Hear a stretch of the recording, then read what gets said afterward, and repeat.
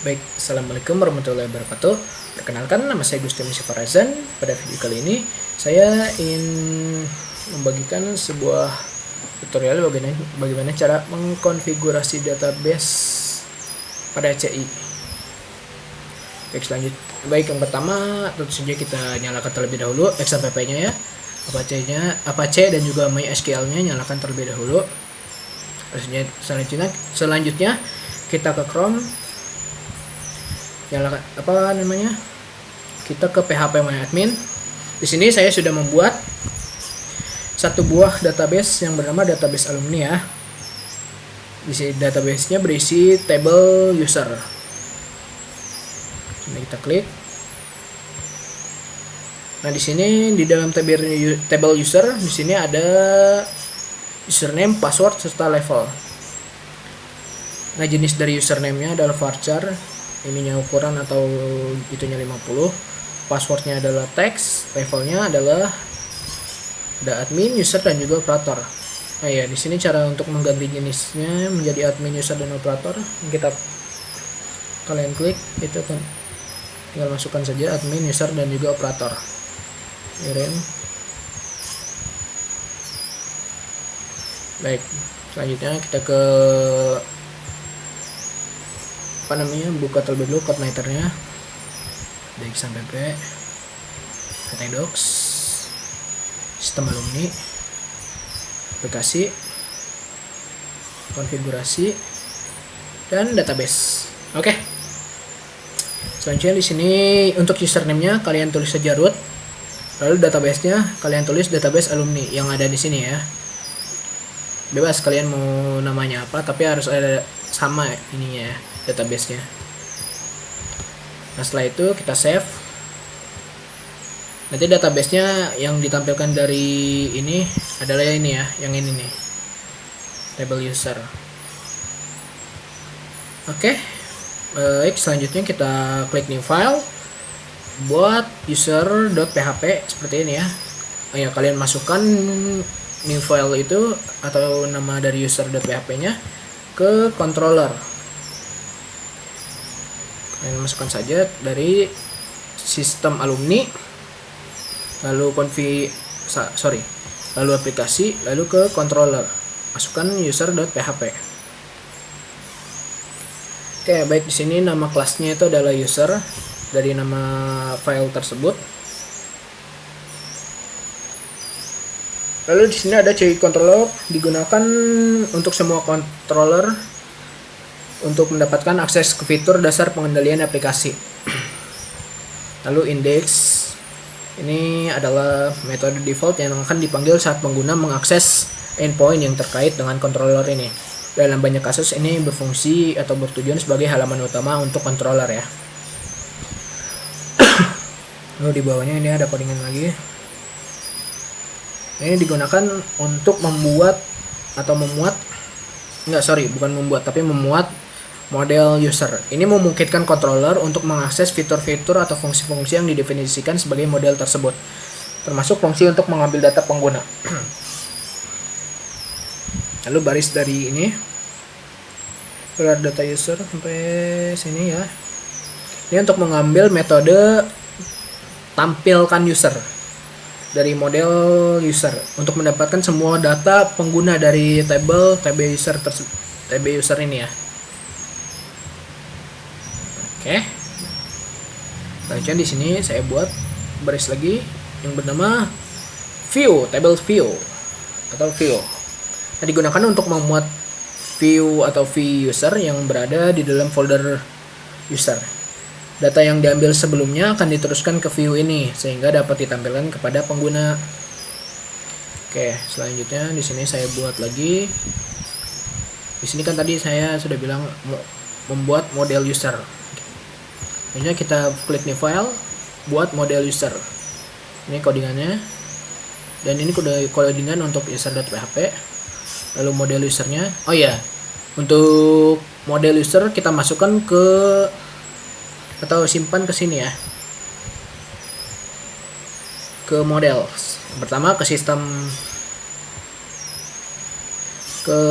alumni, lalu ke aplikasi, Nah, setelah itu kita cari model. Nah, taruh di sini model user.php. Oke. Nama kelasnya tentu saja adalah model user atau nama dari file tersebut.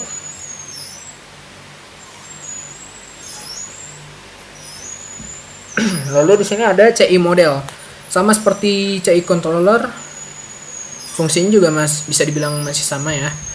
Ini semua model harus mewarisi CI model untuk mengakses fungsi dan juga fitur basis data yang disediakan oleh kerangka kerja, yang mana dalam hal ini CodeIgniter. Lalu di sini ada model tampil user. Fungsinya itu untuk menampilkan data pengguna dari tabel basis data. Selanjutnya ada ini nih. Fungsinya untuk mengambil semua data dari tabel user tersebut di basis data. Tabel user ini adalah nama tabel yang menyimpan informasi pengguna di PHP MySQL PHP MyAdmin. Lalu ada yang ini, result array. Ini digunakan untuk mengembalikan hasil query dalam bentuk array asosiatif. Ini berarti setiap baris data yang diambil dari tabel akan diwakilkan sebagai elemen dalam array, dalam kolom tabel sebagai kunci array. Dengan begitu, metode ini mengembalikan array yang berisi semua data pengguna yang kemudian dapat digunakan oleh controller atau view untuk ditampilkan. Nah, selanjutnya langsung saja kita buat lagi new file buat viewuser.php. Ini adalah codingannya ya. Nah, untuk viewuser.php sendiri kalian masukkan saja ke sama seperti tadi, sistem alumni, aplikasi, dan ke view. Ini ya, viewuser.php. Oke. Selanjutnya kita buat codingannya yang ini nih. Ikuti saja codingannya. Yang berisi tentu saja awalannya adalah HTML ya. Terus ada badan atau kepala, badan. Nama title-nya adalah data user karena kita ingin menampilkan data user, masing-masing data user ya. Lalu kita buat tabelnya, bordernya adalah 2 ya. Lalu yang ingin kita tampilkan adalah nomor, username password serta levelnya ya. Nomor tentu saja untuk menyediakan nomor urut untuk setiap pengguna. Lalu username untuk menampilkan nama pengguna, lalu password tentu saja untuk menampilkan kata sandi. Ini seharusnya tidak boleh ditampilkan ya, karena bisa bahaya. Karena untuk alasan keamanan juga ya. Lalu tapi di sini saya tampilkan untuk password ya. Lalu level itu untuk menunjukkan level akses pengguna. Nah, di sini ada codingan dari ini. Nah, ini adalah codingan perulangan yang digunakan untuk mengekstrak setiap elemen dari array $user. Setiap elemen dalam array ini diharapkan berupa array asosiatif yang berisi data pengguna.